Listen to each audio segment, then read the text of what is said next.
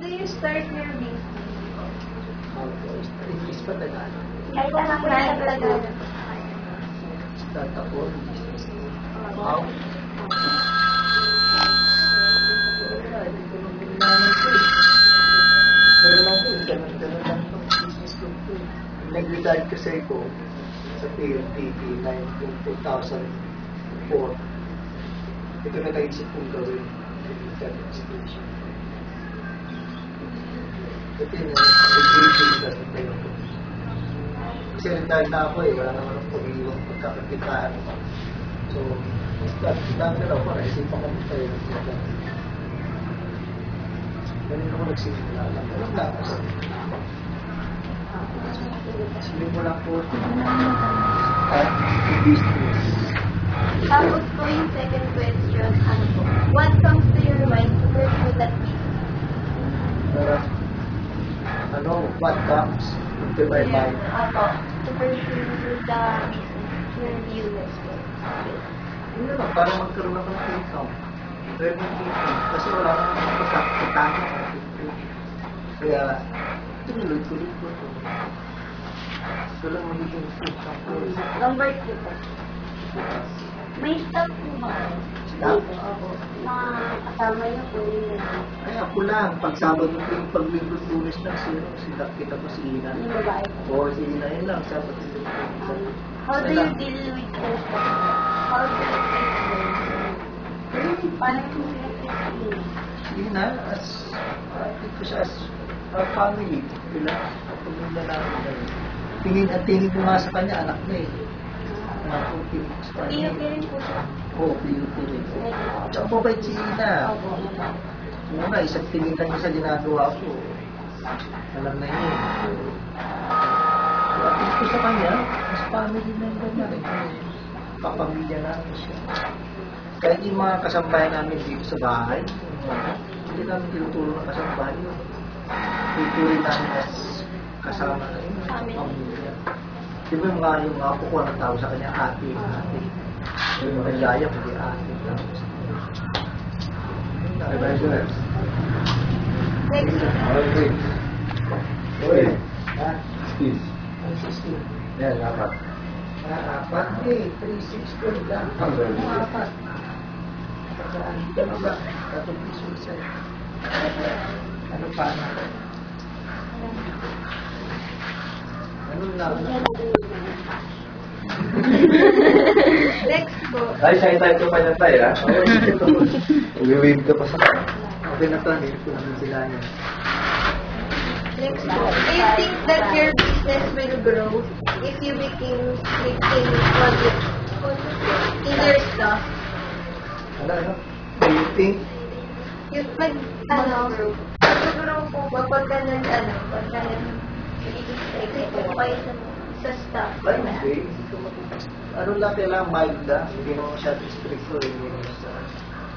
Kasi naging empleyado rin ako eh.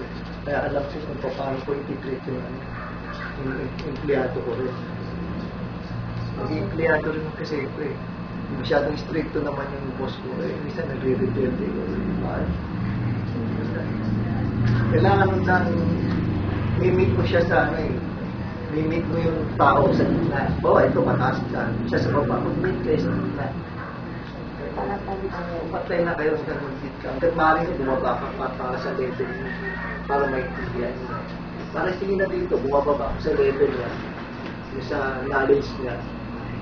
So, nakukuha niya. Diba? Kailangan mag-meet kayo. Hanapin mo kung saan kayo mag-meet.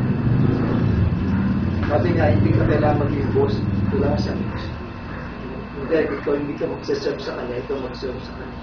Siya, ikaw magsaserve sa kanya, hindi ka magsaserve sa kanya. Ganun lang yun.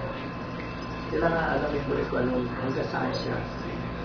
Para matutunan niya. Pwede mo, matagal ito ang sabi niya, 2 taon na sabi niya.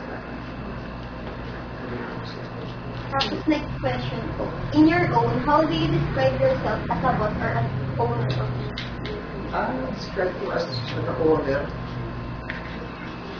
Hindi, pinaano na, iniinano ko pa rin na, ako na owner, pero inaano ko pa rin na, ako pa rin empleyado. Hindi ko pa rin, pinipis ko pa rin sarili ko as player na paano magawa ko. Gusto ko, pipilingan mo na ako, amo. Patay-patay lang tayo rito, wala tayong amo. Kahit na nag-opisina ako, may supervisor ako, patay-patay lang tayo rito. Hindi ako boss mo, basta pare-pare empleyado rito eh. Diba? Boss mo lang ako, mataas lang ang level ko sa'yo, pero kasi patay lang tayo rito. Pare-pare empleyado lang. Diba? Kasi iba pag sinabi ng boss ko, boss na yun, alam mo sa kanyang punta. At kung sa mga boss ko, happy ka rito, pero doon na sa'yo kung pala. Pareho lang tayo empleyado rito, sabi ko sa kanya, pag ginagawa. Ano po?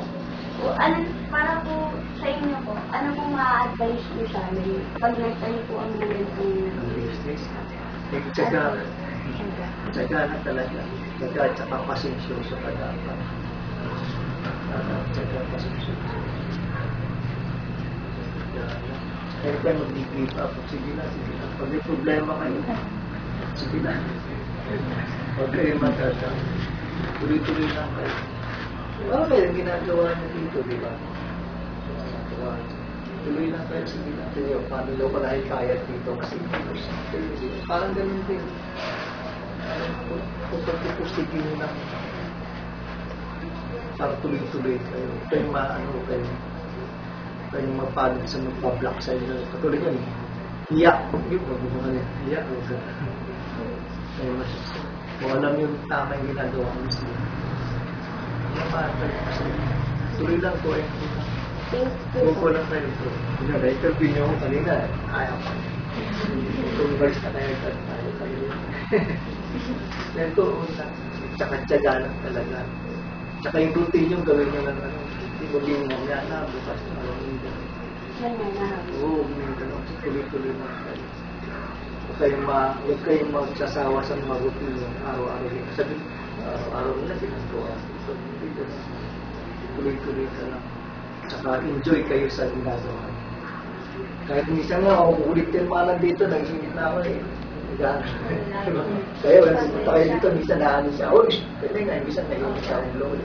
Hindi. Pero minsan naiisip ko rin ako, dapat siya. Imbis na mahal sa akin yung mga bata, minsan, diba?